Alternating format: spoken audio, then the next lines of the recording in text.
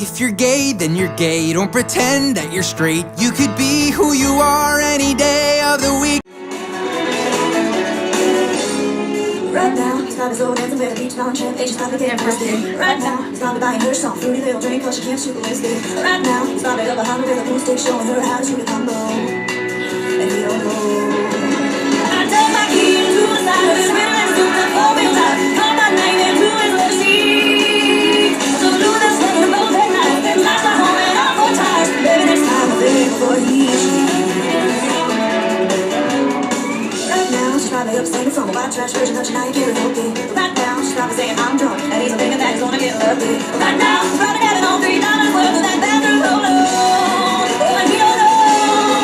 I got my key into the side of his wheel and a soup on four-wheel drive. Call my name into his little street. I took a blue and smoking a both headlights. Smashed a hole and out four tires. Maybe next time I'll think before he cheats.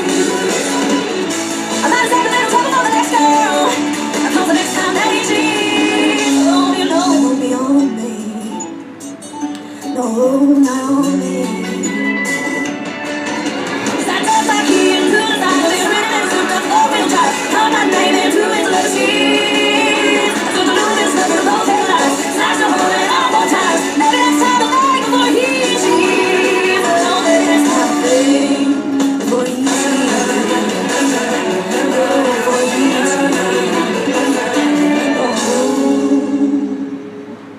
So that is Carrie Underwood before he cheats.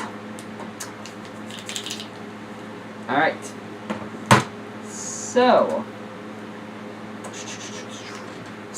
last chapter, chapter 28, tight hugs are the best kind. I'm not entirely sure what happened because I haven't done this in a while. If you guys want to read along with this chapter, chapter 29, I've been thinking too. You guys can click the link in the description box. After that it says what you don't know. Then the link after that with the link that's next to it or below it or whatever it does in YouTube. Apparently you guys can click it and it'll bring you to this story. I'm not sure if it will be this chapter, but you guys will probably have to search for the chapter. So, here we go. Okay, so here's the last part of chapter 28. Ooh, I get it. This is some family eye contact thing, Drake said, making the ooh extra dramatic. He bit his lip and stepped back before looking down when he realized he completely ruined the moment. We all laughed. Drake let out a laugh he had been holding in. He probably had been waiting for us to laugh for him, so he wouldn't seem rude. Okay, well, we'd better go now. I love you guys. I smiled at them and gave them a quick hug and walked out of the door. Drake had already opened for me. Chapter 29. I've been thinking too. Jay's point of view. Next few days of being back at the boarding school were different than they had been before vacation. Maybe it was because Drake and I had become even closer, or maybe it was because I heard a new maybe because I had a new sense of hope in he had a new sense of hope in me that I was going to get better, feel better, and be a better person in general. Drake's friends spend more time with him, and I was happy because it made him happy. He dragged me along most of the times they hang out, but soon I began spending more time with him and his friends. They became my friends too, and I couldn't really consider myself being dragged along anymore, because I really didn't want to see them. His friends were all nicer than I had first perceived them to be. Maybe I should give them some more of a chance earlier. I wouldn't take back the time I spent with them. It opened my eyes to who they really were, especially to people I wouldn't have suspected to have imperfect lives. The tall tan guy I thought had been more popular than Brand was actually working towards becoming a professor at a medical school. Adam previously played football, and his coach gave him a hard time because he's captain of the team, and he said, and he only does football because his family friend and coach persuade him to staying on the team. He lost his love for it freshman year when his sister was diagnosed with leukemia. When Adam's sister suffered and didn't recover quickly, as she should have from the treatment, he studied more than he had ever had before in school. He started to thoroughly enjoy the topic and was determined to get the best education he could possibly get into an expensive college, so he could contribute to the research that goes into the cure to leukemia. When his sister passed away last year, he quit the football team, dropping the activity that he had known and grown up with, and put his effort into the last year of schooling before graduating. Adam said he lost friends on the team because they claimed him to be a quitter, but he went on to say that they weren't true friends if they could respect his will to be happy and fullness with his goals. Adam is in love with Emma, the autumn hair girl that he was flirting with at the pool. Emma's parents are divorced, but her dad left them when she was only 10 years old. Her mom is the closest person she has to her heart, especially because she has no siblings, and she visits her every weekend on Sunday. She's on a competitive dance team that she dominates most of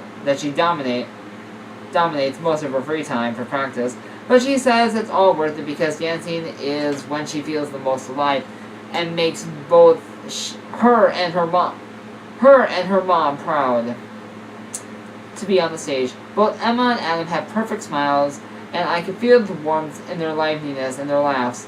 I suppose that's why I wouldn't have thought they struggled, but everyone does. I was just happy to see them smile because they deserved it. Everyone deserved to find those things that keep them alive and happy. I lied back on my bed during break, even though I should have been doing homework. I set my textbook next to me. I thought about my own reason to be alive and happy. I closed my eyes and smiled. Suddenly, the door swung open, and Drake stood in the doorway staring at me.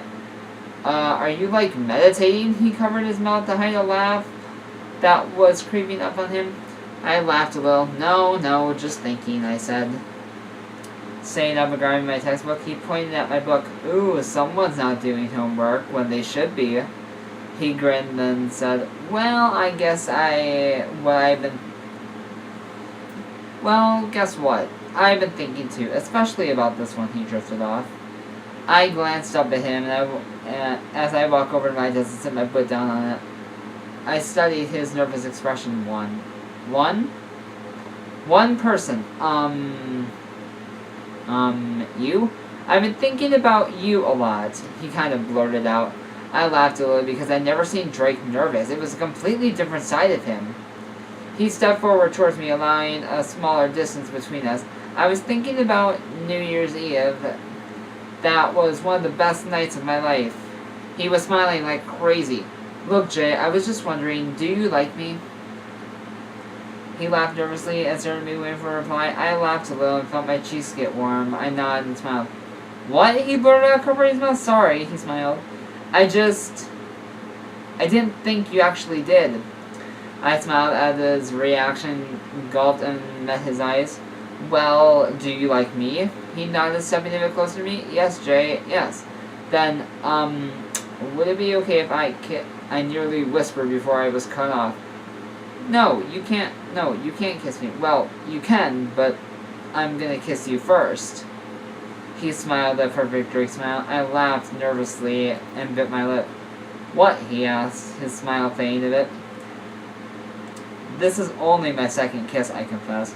Drake smiled and enclosed the last of the distance between us.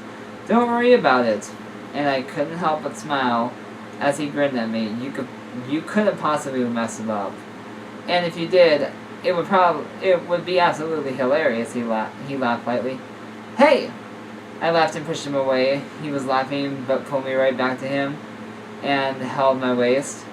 Next thing I knew, his warm lips were against mine, and I felt absolutely amazing. I kissed him back, hesitantly, setting my hands on his shoulder to pull him closer. I felt him smile in the kiss, and he ran his fingers through my thick hair, sending butterflies to my stomach. My lips melted into his, and one of his hands slid to my cheek. He pulled away, keeping his face inches away from mine. Someone's nervous. He smiled widely. Your cheeks are burning my hand off. His smile turned into a grin as he kissed my cheek, which made them burn even more. He giggled, "Come here." He giggled, "Come here." He smiled hugely and pulled me into a tight hug. I hugged him back, laughing. "What's so funny?" he asked. "Nothing. I'm just so happy I have you." I smiled, hugging him closer, resting my head on his shoulder. "You have me?" Like where he started. It was my turn to interrupt. "I'd love to be yours too. So yes, we're together. If that's what you want." Yes, yes, yes, yes, yes.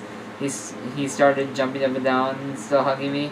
"Drake, what the hell?" I laughed. He stood still and laughed, but pulled me into an even tighter hug, nearly squeezing the life out of me. But it was okay because he was happy and I was happy, and things are going to be okay, right? Finally! It's taken them that long to literally make them actually care about each other. I mean, they haven't done sex, which really happens, which in a lot of these stories that I do read, sex happens in the first 10, 15 chapters already. But they haven't even done it yet. I mean, they've kissed, but hello, this is a boy-on-boy story, and there's not much of that in this story as we speak. So, I hope you guys enjoyed this chapter, and until next time, gay is okay, just ask the GSA. Mwah.